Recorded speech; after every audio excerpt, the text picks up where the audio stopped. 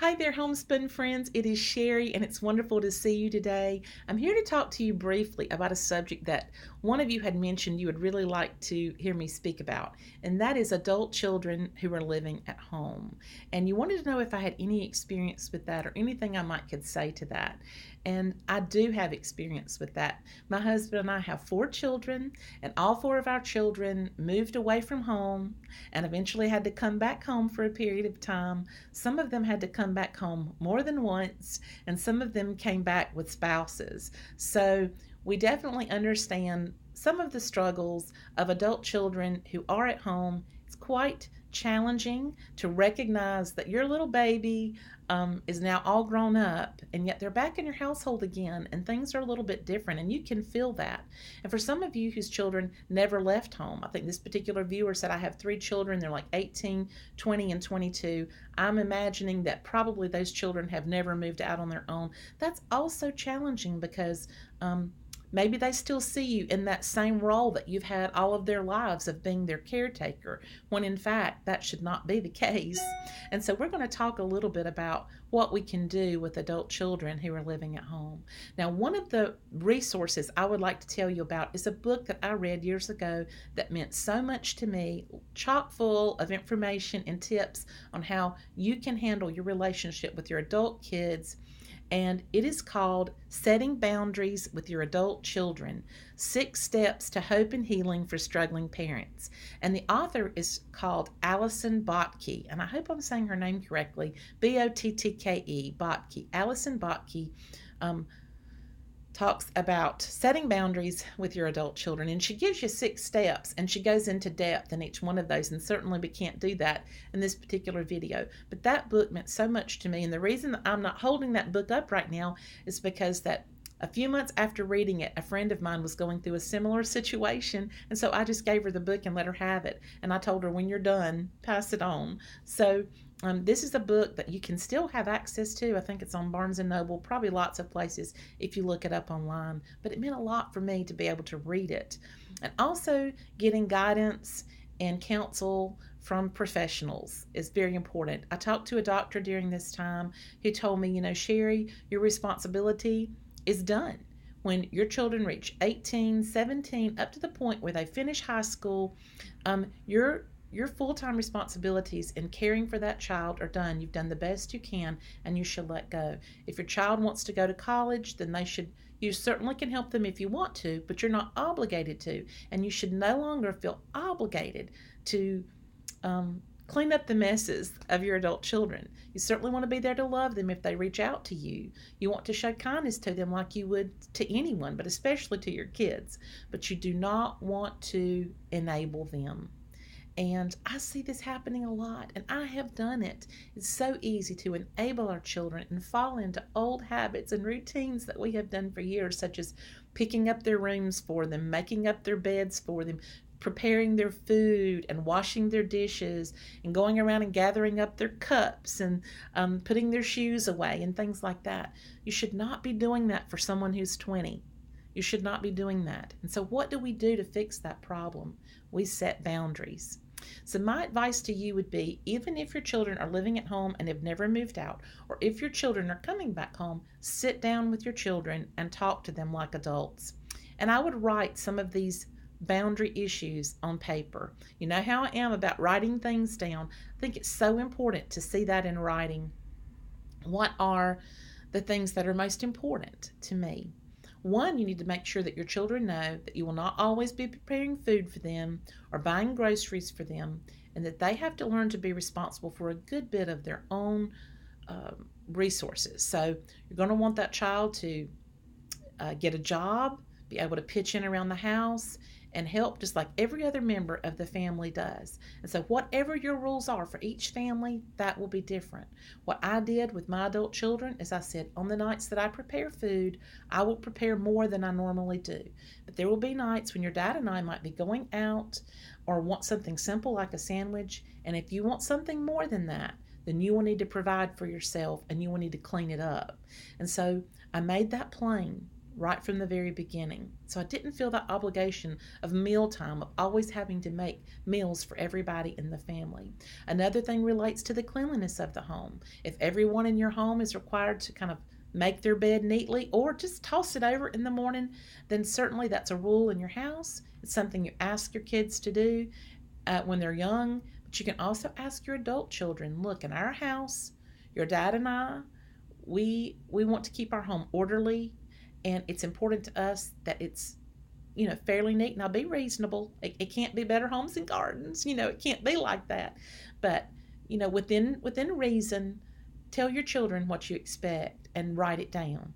I want your bed to be made up every day. It doesn't have to be perfect, but I'd like for it to be tossed over. I would like for all your dirty clothes to be up out of the floor. I would like for your trash to be emptied in your room once a week, because this is what we do in this household. And if you don't care for it, you don't like doing it that way, then I would suggest that you start making plans to do something else.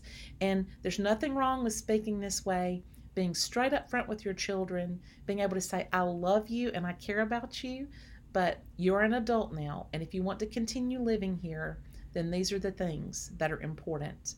I think I would also have goals and set goals with your children. If they're still living at home and have never left home, you can help them in this process. You can still help them if they've moved away and they're coming back. But a lot of times when your children are coming home, they have a plan. One of our sons moved home because he had wrecked his car and didn't have enough money to buy another one, and he was just in a real tough point in his life right then, and so he moved home and he lived with us for 4 to 5 months, and we charged him rent while he lived here. We charged him $200 a month, which we put in an envelope in our top drawer in our room, and then when he got ready to move into his own apartment, we gave him that money back, and that kind of helped him at that time. And we had a date set. We told him in 4 to 6 months, you need to find your own place to live. We're giving you that long to secure your car and to find you an apartment. And he did it.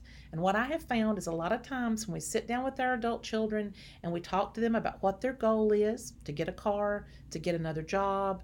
I'm just living here, Mom, for 4 months until school starts again, and then I'm going to be my husband and I are going to be both of us going to college. We've got the money to do this in scholarships, and we're going to be doing, I just need to live here for this period of time. Then as long as you can know what the goals are, then as a parent, you're going to feel a whole lot better. And that's setting healthy boundaries around your relationship to let your child know you're welcome to stay here as long as you need to, within reason. It's not just an open-ended invitation, that within reason you can stay here. And I think one of the things that I would most like to say about having adult children is that you should give respect to your adult children, and you should also expect respect. Expect it back from your children.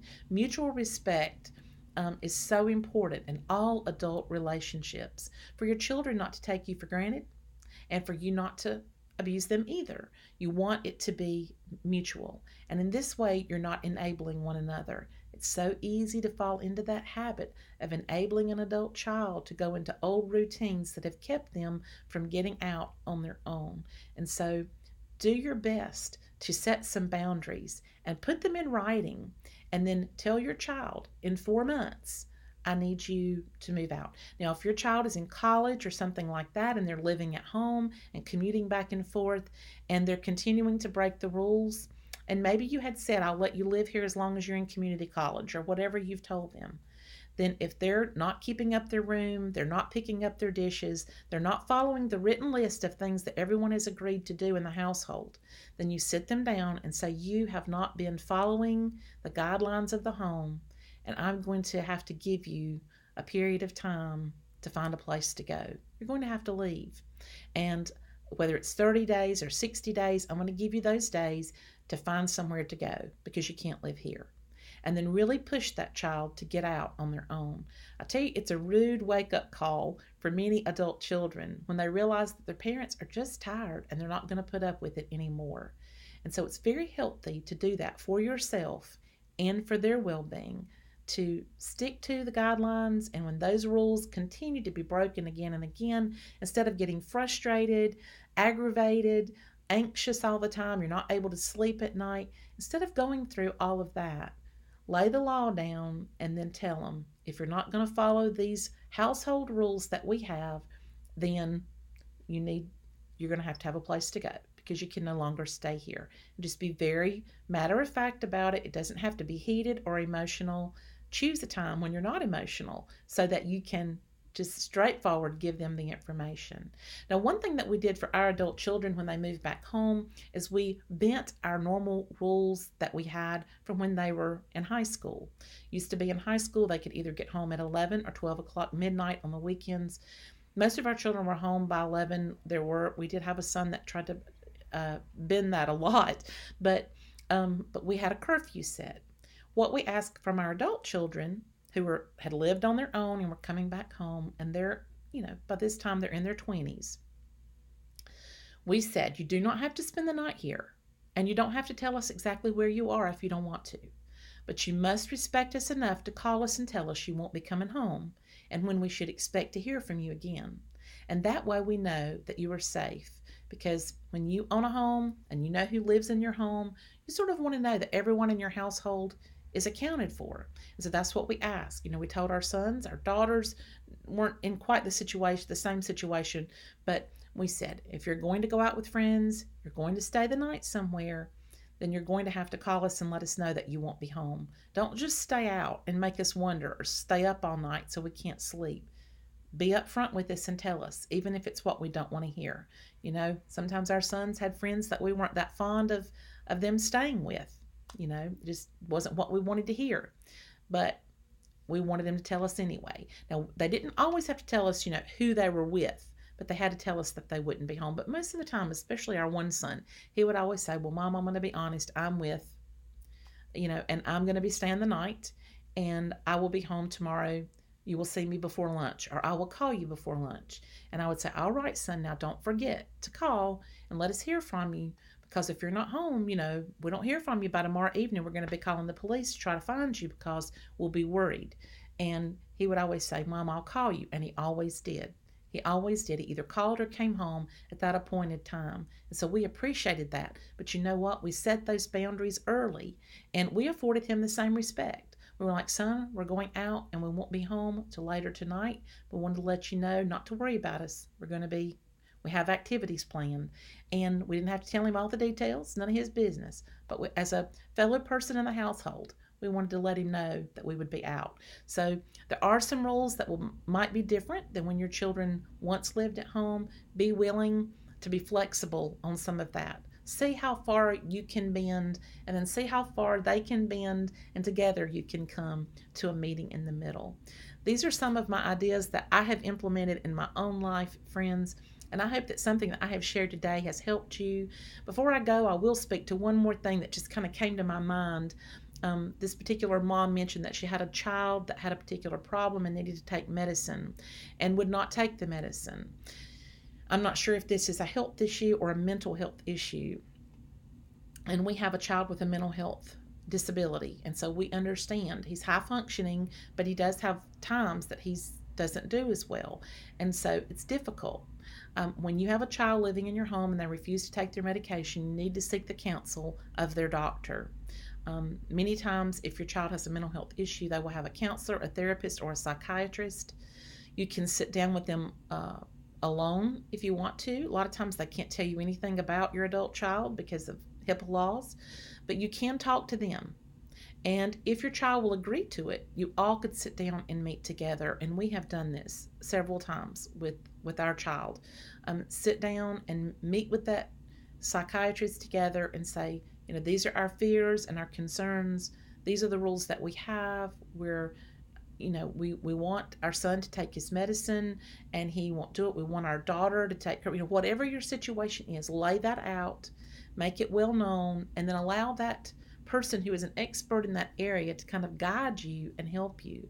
And don't forget that if things get overwhelming, you need to reach out to a professional for help for yourself. It might be your doctor, it might be a counselor or a therapist for yourself. It could be your pastor. Could be a Sunday school teacher, someone you can lean on, turn to, that will listen to you, that will allow you to vent a little bit and share, that will pray with you and encourage you. And so don't forget that there are resources available to you if you get overwhelmed and struggling in your relationship with adult children who are living at home. Friends, it has been wonderful to chat with you and share with you just a little bit. And like always, I look forward to next time. Bye bye.